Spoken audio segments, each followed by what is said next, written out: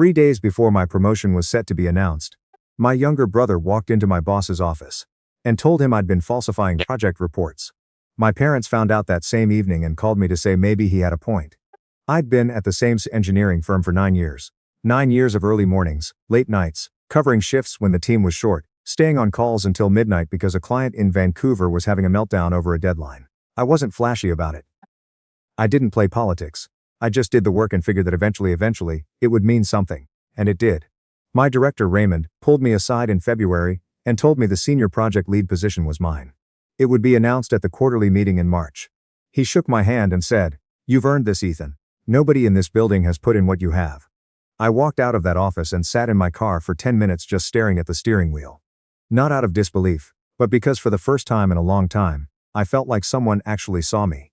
I have one brother. His name's Griffin. He's 2 years younger, and growing up, he was the one my parents pointed to when they wanted to show the world what their family looked like at its best. Griffin played rep hockey until his knees gave out at 17. Griffin got into business school. Griffin had charisma, the kind that made strangers feel like they'd known him for years. My dad used to introduce me at parties as Ethan, Griffin's older brother. Like that was my defining characteristic. I loved my brother. I want to be clear about that. For most of our lives, we were close. When his first serious relationship ended in his mid-20s, I was the one he called at 2 in the morning. I drove to his apartment in Mississauga and sat with him until sunrise. That's who. I thought we were to each other. He'd been working in sales at a mid-sized software company for the past few years and had been struggling. He'd mentioned once or twice that he felt stuck, that the market was shifting and he wasn't sure his role had a future. I listened. I told him he was good at what he did and that the right move would show up. I meant it. What I didn't know was that Griffin had applied to my company 6 months earlier for an account management role and hadn't made it past the second interview. I found that out later, much later. The week before the quarterly meeting, Raymond called me into his office again. But this time the energy in the room was completely different. He looked uncomfortable in a way I'd never seen. He gestured to a chair across from his desk, something he'd never done before, and I sat down with this slow, creeping dread settling into my chest. "I've received a complaint," he said, "about the Westfield project documentation." The Westfield project was the biggest file I'd managed in 3 years. A commercial development outside Oakville. I'd led the site assessment, coordinated 3 subcontractors, and filed every progress report myself, because I didn't trust anyone else to get the granular detail right. I asked him what kind of complaint. He said someone had raised concerns that key site condition data had been altered to make the project look further along than it was. Specifically in the report submitted to the municipal permit office. I sat very still. "Who raised this?" Raymond hesitated. "That's not something I can share right now." I drove home that night, running through every report I'd filed. I knew my work, I knew what I'd submitted.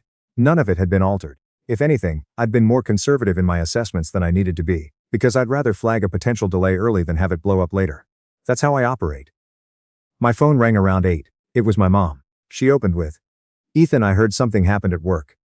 Which meant Griffin had already talked to them. Which meant they knew before I'd even had a chance to process what was happening.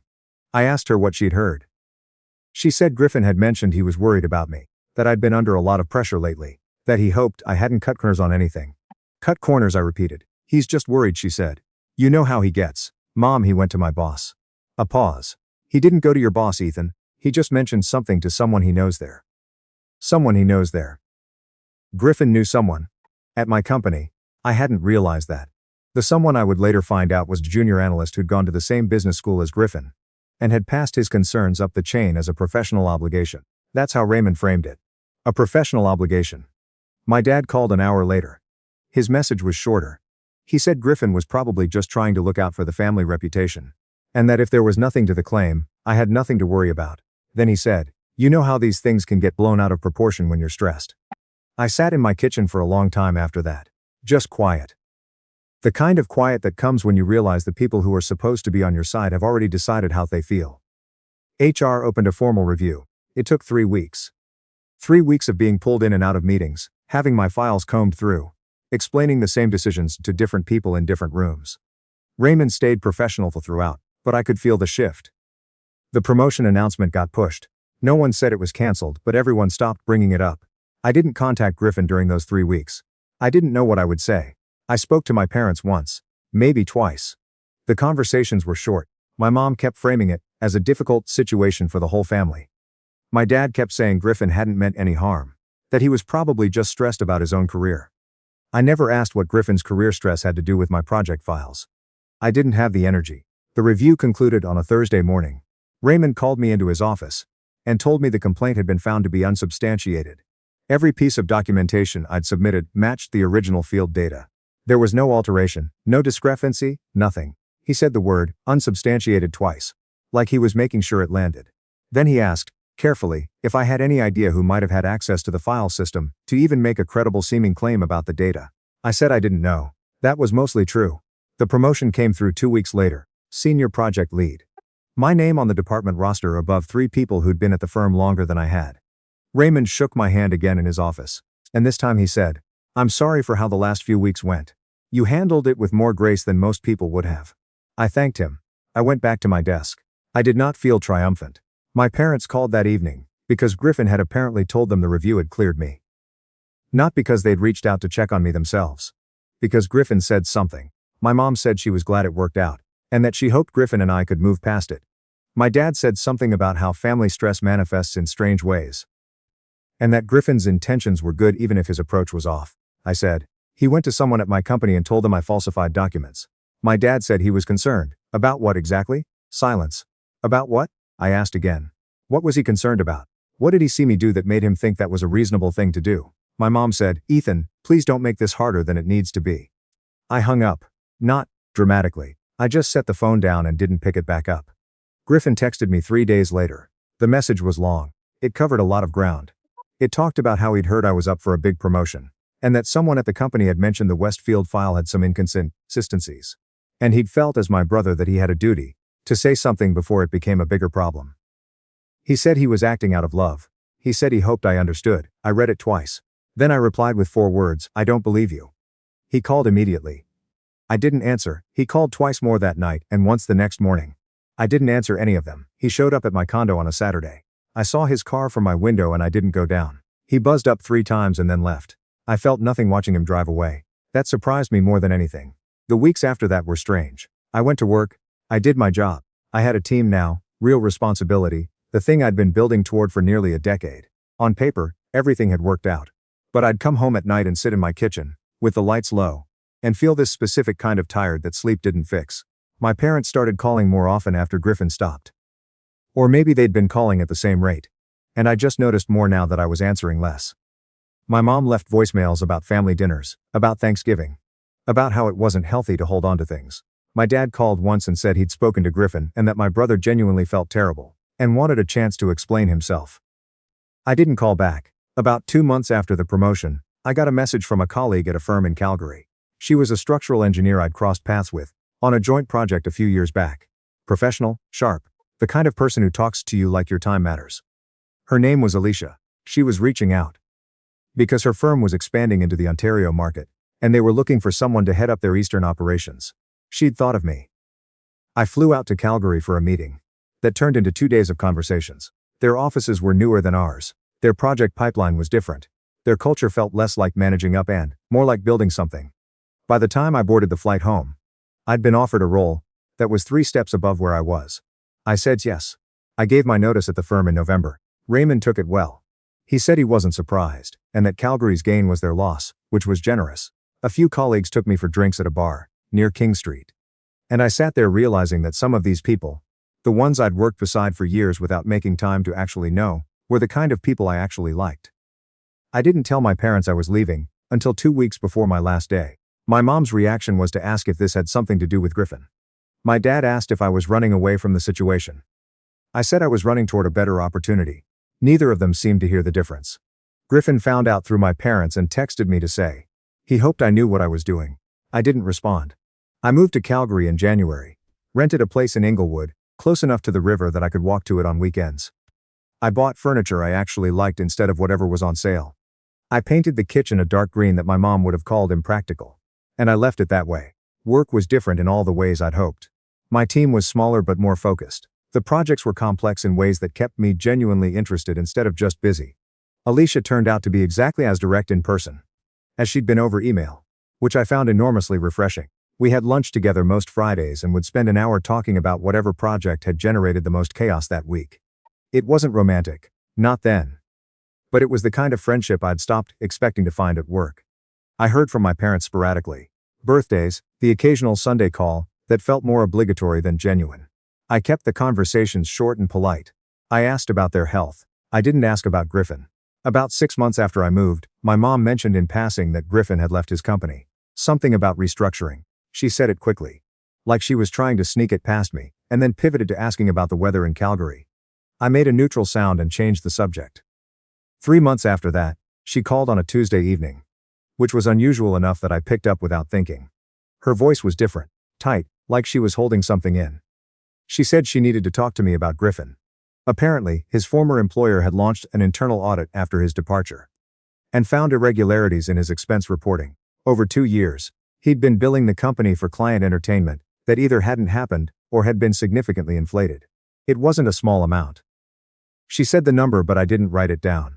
His former company was pursuing it through civil channels. His name had come up on a professional licensing complaint. The business school alumni network, which he'd always treated like a personal safety net, had quietly removed him from their regional committee. My mom's voice cracked when she said, "He's in real trouble, Ethan. He needs family right now." I didn't say anything for a moment. Then I said, "I understand."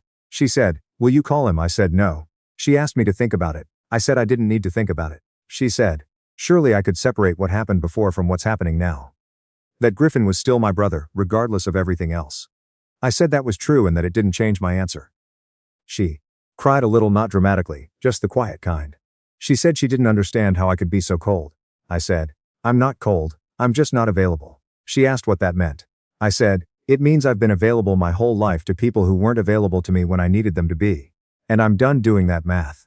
She didn't have a response to that. We said our goodbyes and hung up. I sat on my couch for a while after. Outside the window, the city looked like it usually did in the evening, quiet, blocks, mountains far off in the distance on a clear day. I thought about Griffin in his apartment, wherever he was living now, dealing with the fallout of something he'd built himself. Brick by brick, over 2 years of choices he made, knowing exactly what he was doing. I thought about the 3 weeks I'd spent in HR review rooms, defending work I knew was clean. I thought about my dad saying Griffin's intentions were good. I thought about my mom's voice on that first phone call, the one where she asked if I'd been cutting corners.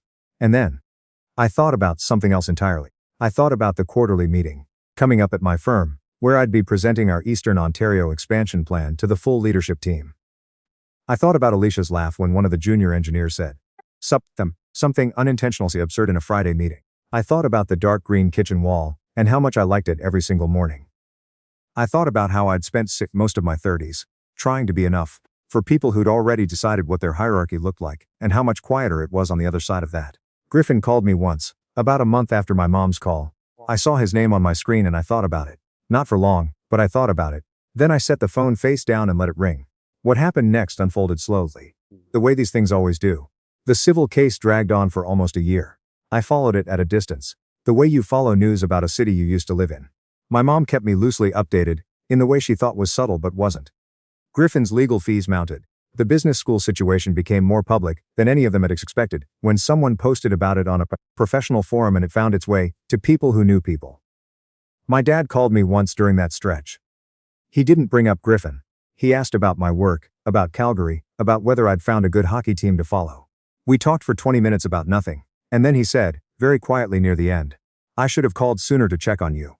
After everything. I said, "Yeah, you should have." Another silence. Then he said, "I know." That was as close to an acknowledgement as I was going to get. And I knew it. I didn't push for more. Some things don't get a full accounting, and holding out for one just keeps you in the waiting room. Alicia and I started dating in the spring of the following year. It wasn't a dramatic moment. We were walking back from a project site visit, talking about something completely unrelated to either of us. And she said something that made me laugh, in a way that surprised me, the kind of laugh that sounds like you forgot you could make it. And I just thought, oh. Okay. She wasn't interested in performing anything. She said what she meant, and meant what she said. She'd had her own version of family complications. A mother who played favorites, between her and her sister, in ways that had taken her years to name clearly, and we'd talk about those things sometimes on the weekends, not to dwell, just to say them out loud and let them breathe. About a year after we started dating, I came home from work one evening to find she'd left a note on the kitchen table. It just said, "Picked up those samosas from the place on 9th. They're in the oven, still warm." And I stood there reading that note for probably 30 seconds longer than it warranted. Because it was such a small ordinary thing, someone knowing where I was, and when I'd be home and what I'd want. That was it. That was the whole thing. Griffin's situation eventually settled. The civil case resulted in a payment arrangement. I don't know all the details, and I didn't ask for them. My mom said he was doing better, taking some time to figure out his next step. I said I hoped he found it. I meant that in a general human way. Not in a brother way, not anymore. My parents came out to visit Calgary that fall, first time since I'd moved. I took them to a few places I liked, walked with them along the river, let my mom comment on the kitchen color, which she did, twice, and showed my dad the firm's offices, which he was more impressed by than he admitted. Alicia joined us for dinner on the second night. My dad liked her immediately, which didn't surprise me. My mom warmed up over the course of the meal, which also didn't surprise me. On the way to the airport the next morning, my mom said, "She seems very good for you." I said she is. My mom looked out the window for a moment and said, "I'm glad you're happy, Ethan." She said it like she was trying to push past something. I said, "Thanks, Mom." And I meant it simply, without any weight attached to it. There's an engagement ring I looked at in a shop window on 17th Avenue about 2 months ago. Nothing decided yet, nothing announced, just a thought that keeps returning in a comfortable way, without urgency, without anxiety, which tells me something about where I am now compared to where I was. I'm 38. I have a job that makes me feel like my judgment matters.